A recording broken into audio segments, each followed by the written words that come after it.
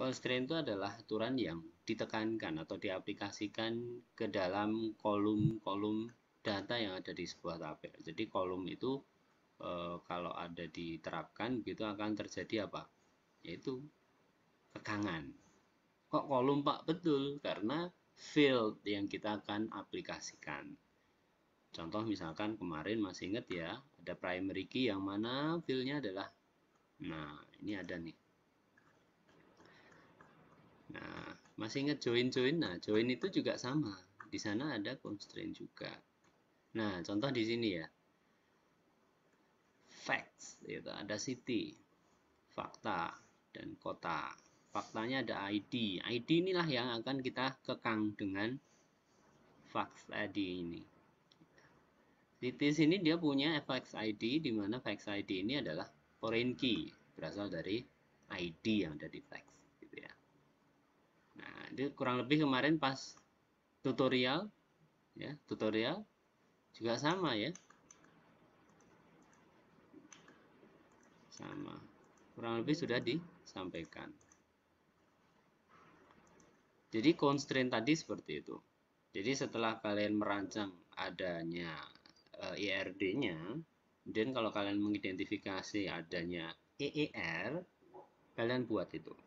Tahap berikutnya adalah kalian convert itu menjadi dalam bentuk tabel, yaitu menggunakan yang disebut apa? Query-query pembuatan. Query pembuatan apa? Ini meeting controlnya kok error ya?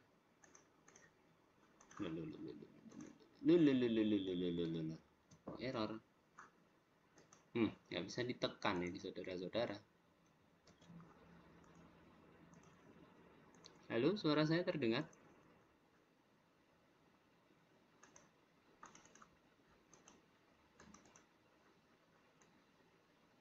Suara saya terdengar atau tidak nih?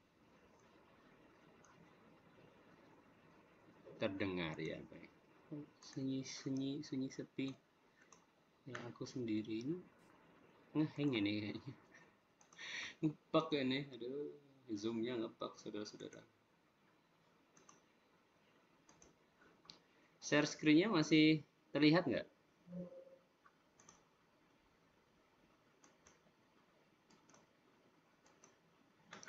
Share screen-nya terlihat nggak? Terlihat, Pak.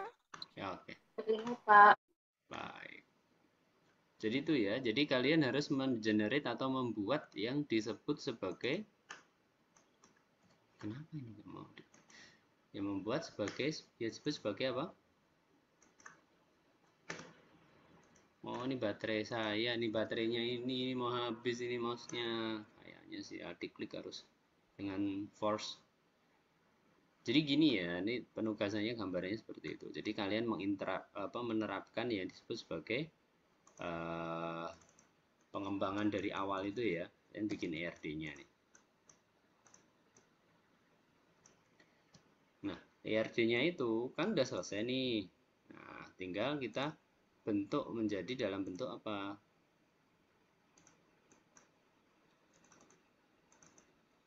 Tabel. Rancangan tabel kan? Rancangan tabel udah selesai apa? Sudah, diisi data.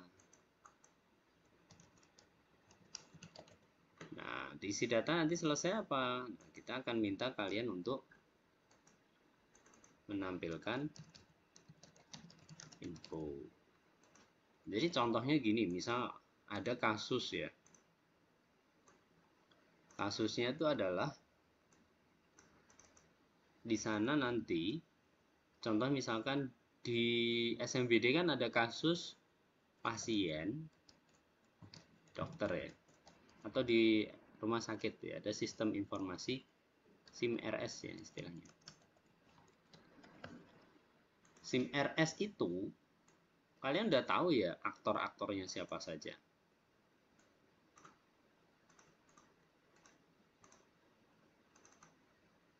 Ya, siapa aja aktornya? Misalkan dokter Dokter ngapain? Dokter berhubungan dengan SIM RS itu terkait dengan bagaimana dokter itu bisa mengobati pasien. Ini pasien namanya siapa sih gitu kan? Umurnya berapa sih? Tanggal berapa dia masuk gitu kan? Nah, seperti itu. Jadi kasusnya itu gambarnya seperti itu ya. Nah, pasien juga sama, dia bisa melihat kurang lebih data saya seperti apa. Dia submit data ya kan, kemudian hasil treatmentnya apa gitu kan. Kemarin masih ingat ya kayak gitu ya, dokter sama pasien. Kemudian ada perawat juga. Ada perawat. Dia terhubung dengan SIM RS tadi. Walalala. Kelihatan nggak sih? Bentar. Salah nih saya share-nya ya. Oh, udah bener. Nah, di pasien itu, maaf, ini perawat ya. Perawat tuh bisa mengelola berapa pasien gitu kan. Masih ingat ya?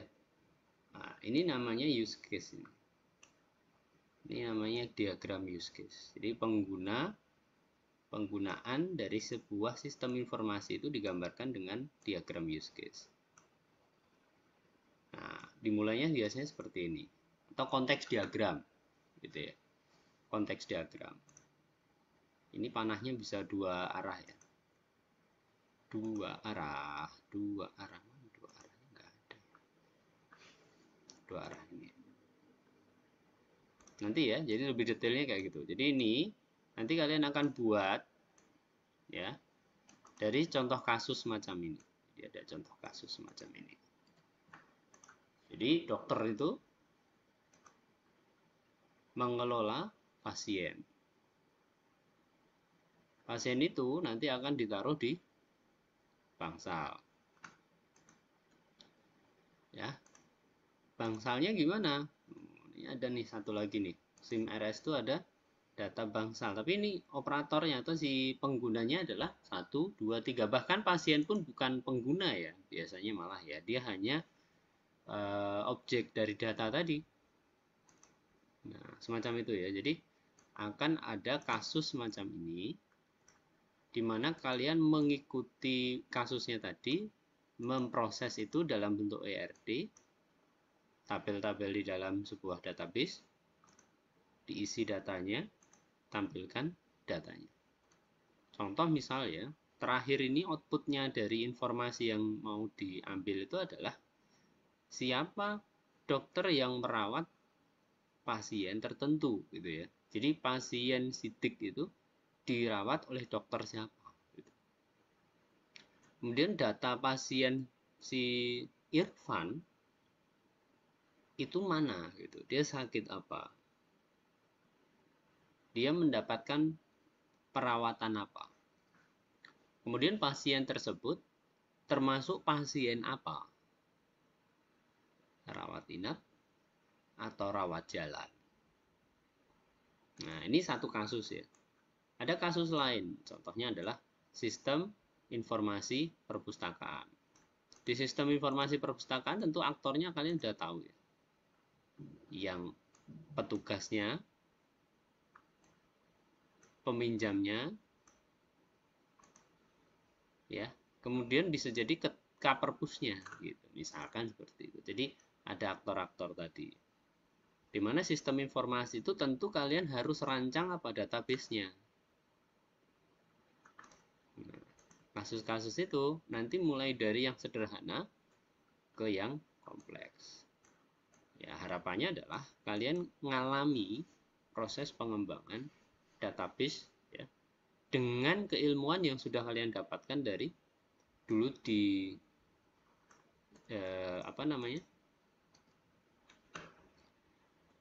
di SMPD, mata kuliah SMPD, dan juga mata kuliah PPD. Ya, masih ingat ya? Nah, harapan saya seperti itu.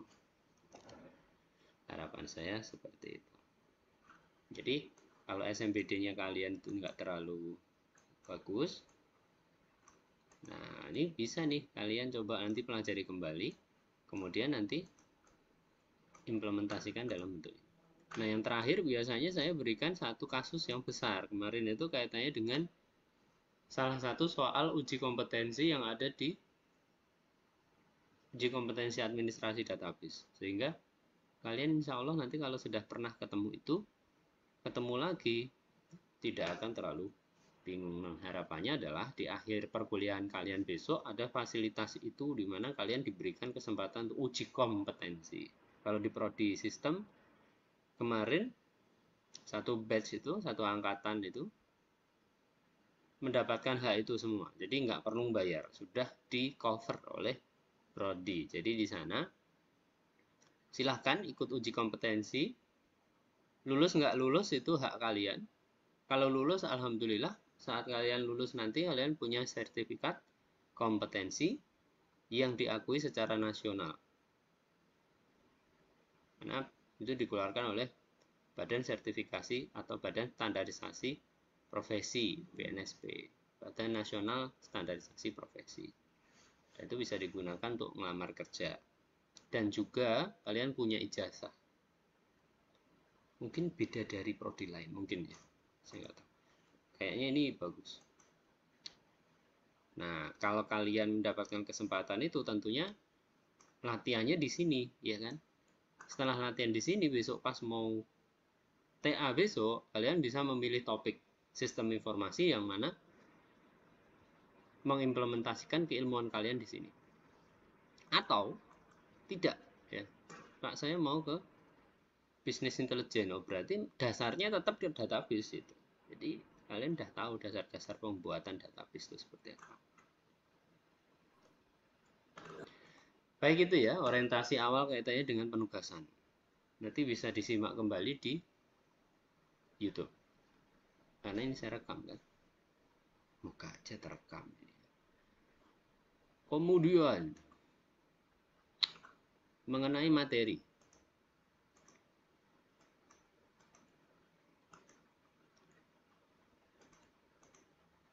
Saya kasih beberapa materi ya kemarin ya untuk teman-teman ya.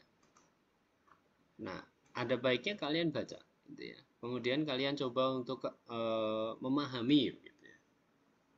Karena apa? Resource itu nggak hanya dari satu sumber gitu ya. Maka baiknya adalah mengambil dari banyak sumber.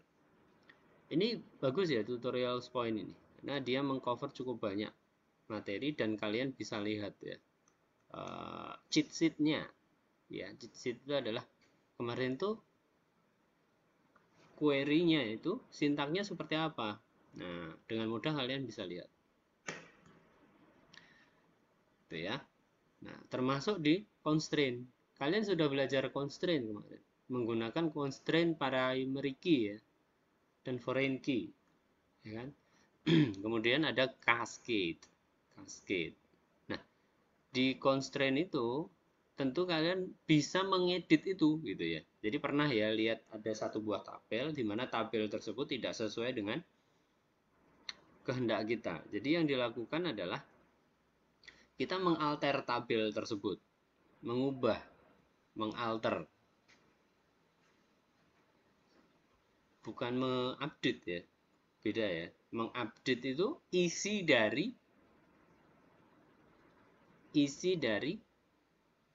tabelnya. Mengalter itu struktur dari tabelnya. Contohnya apa? Kalau alter itu adalah mengalter itu adalah salah satunya adalah deskriptifnya. Jadi misal kolom tertentu namanya salah, Anda ubah. Jadi mengalter.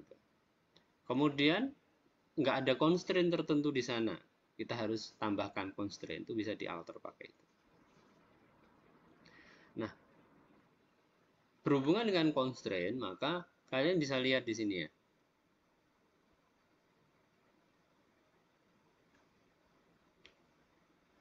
Ternyata tidak hanya primary key saja ya constraint-nya.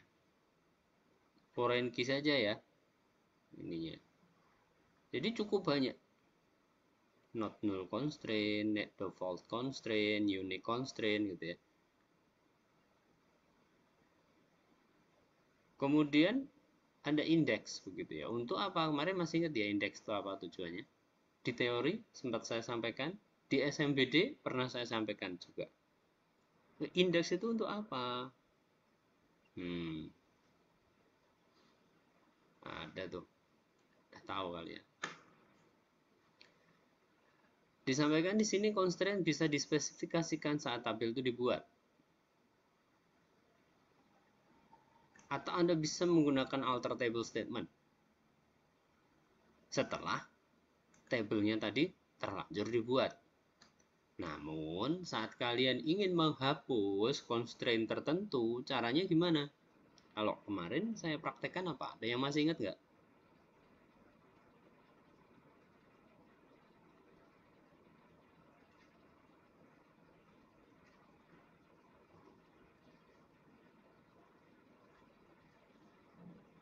Nggak ingat ya? Saya ngapain itu kemarin? Verlin, ayo, Verlin. Biar agak keringetan sedikit kalian. Verlina, saya ngapain kemarin? Saya mengubahnya bagaimana caranya? Ingat nggak?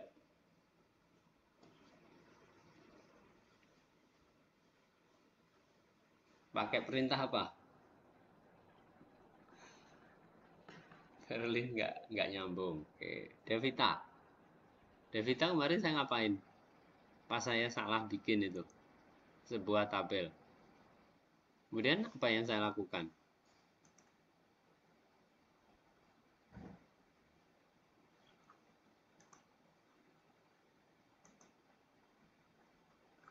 Nggak tahu juga. Ada yang tahu nggak? Kalian ngalami kan kemarin? Bareng tau kuliahnya? Mungkin 2 minggu yang lalu. Hari Senin tuh. Hari Senin ada. Hari Senin ada nggak? Saya lupa. Nggak ada ya. Kayaknya sinkron juga, Be. Nah, ini apa nih? Lupa, Pak. Oke. Ya udah. Kalau lupa ya susah juga. Gak penting kok ya. Jadi saya ngapain kemarin? Saya drop semuanya ya. Tabelnya saya drop gitu. Udah hilang semua gitu. Drop table gitu. Apa? Tapi jangan salah ya. Drop table itu jauh lebih baik daripada apa? Drop database. Ada yang salah. Silahkan dihapus tabel ini. Dia drop database. Kebetulan nama databasenya dia bener gitu. Jadi hilang semua. Pak saya salah ya sudah. Mau gimana? Databasenya hilang kok. Oh, mau di recovery tidak bisa. Lagi kalian lakukan itu di production database. Bahaya banget itu ya. Baik, sudah tahu ya. Nah, sekarang constraint itu bisa di drop sama ya. Bukan drop table tapi drop constraint. Jadi di sini pakai sambungannya adalah alter table. Alter table employee. Apa? Drop constraint employee PK. Ini karena kalian sudah bikin yang namanya constraint employees PK. Tapi kalau belum, ya belum bikin employees PK, ya nggak mungkin bisa di drop. Jadi gambarannya adalah kalian sudah membuat constraint. Constraintnya apa? Primary key di employees gitu ya. Fill-nya apa? Itu hilang semua. Jadi yang ada di mana tadi di tabel employees akan dihilangkan constraint pada constraint dengan nama employees PK. Kemudian di sini ada catatan lain. Some implementation may provide shortcut for dropping certain constraint. For example, to drop the primary key constraint for a table in Oracle, you can use the following command. Ini hanya shortcut dan ini hanya berlaku mungkin di Oracle. Ya, jadi nggak semua. Artinya bisa ada, bisa tidak untuk sintak ini. Daripada dihapus, mbok di disable aja Pak. Oh ada, tapi implementasi tersebut memang ada ya. Jadi di allow you to disable constraint. Alih-alih untuk menghapus secara permanen, bisa di disable dulu, kemudian di enable. Ya saya nggak ada nih constraint apa gitu ya. Primary key-nya dimatikan dulu sementara gitu ya. Tapi nggak semua ya, ini hanya mungkin spesifik di beberapa database. Tapi ini nggak disebutkan juga ya, atau tutorialnya seperti apa, stringnya ya, nggak ada ini apa sintaknya. Jadi ini ya bahaya juga. Jadi misalkan hanya di disable itu bahaya. Kenapa? Suatu saat pas data itu dimasukkan di disable, tapi data lain di enable, itu artinya apa? Dia membuat diskriminasi terkait dengan data yang ada di database. Jadi itu nggak boleh seperti itu.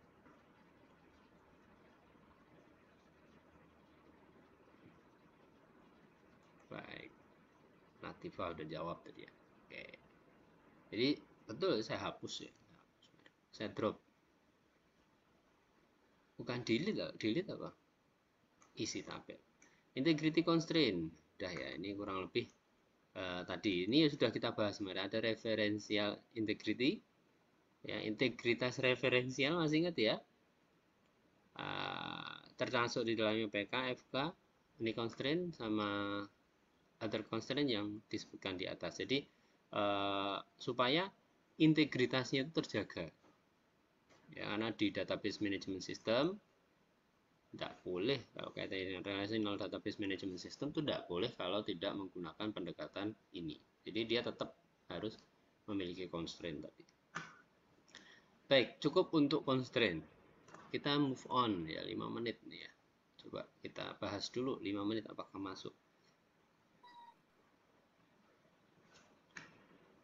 Kita sekarang bahas kaitannya dengan views. Views itu adalah sebuah tabel yang sebenarnya bukan tabel beneran, dia hanya tabel bayangan atau tabel yang ada di RAM gitu ya, disimpan di komputer state tersebut. Jadi view ini disimpan atau dibuat begitu ya, tujuannya adalah melakukan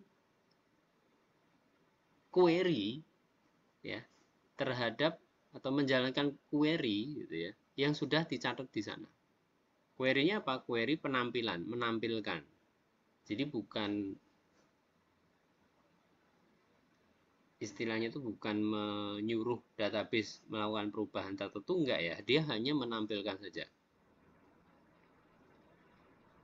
Kalau di sini dia bilang a view is nothing more than a SQL statement that is stored in database with an associated name. Jadi dia itu adalah statement SQL yang disimpan di dalam database dengan sebuah nama tertentu gitu ya. Jadi ingat kalian view apa, kemudian dipanggil aja. Jadi kurang lebih pas mau nampilin tabel, kalian ingat view-nya, maka view-nya itu aja yang tampilin misal. A view is actually a composition of a table in the form of a predefined SQL query. Bahkan juga a view can contain all row of a table or select rows from a table. A view can be created from many tables. Jadi nggak cuma satu tabel saja. Jadi bisa kalian meng-create sebuah view, menampilkan data dari 2 buah tabel yang ingin kalian tampilkan. Gitu ya. Sangat membantu sekali.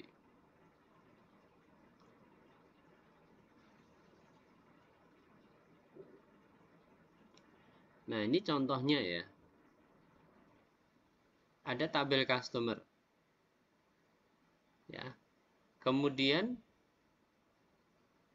untuk bisa membuat view dari tabel customer, nah view-nya itu hanya nampilin nama sama umurnya saja. Jadi saat mau menampilkan umurnya saja, kalian tinggal bilang gini aja, select name, age from customer. Sebenarnya ini aja udah cukup, ketik aja itu udah cukup. Tapi karena mungkin panjang begitu ya, maka si admin meng-create sebuah view.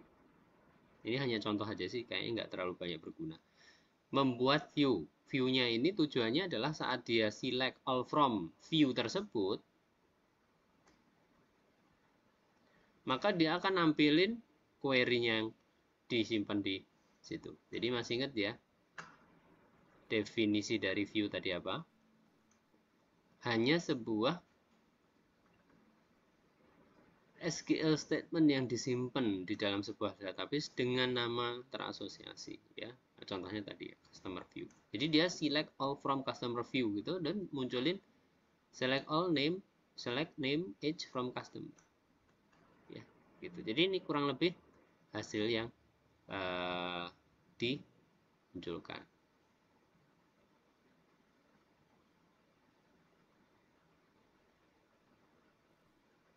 Nah, itu bisa dilakukan juga. Ya, anggap aja itu dia kayak si tabel. Sama seperti tabel. Bisa menggunakan conditional ya, yang dilanjutkan atau diketikkan setelah from. Jadi ada conditional statement ya, where age is not null. Ya, kemudian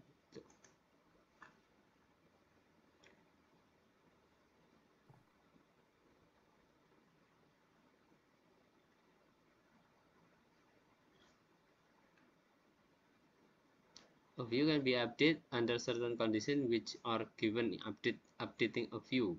The select clause may not contain the keyword distinct. The select clause may not contain summary function. Ini saya masih belum ini ya, kayaknya belum baca catatannya ini ya. Updating of view. Jadi view-nya tadi bisa diupdate. Nah, ini masih baru kayaknya. Saya belum terlalu paham. Tapi intinya adalah view tadi adalah sebuah tabel yang di-generate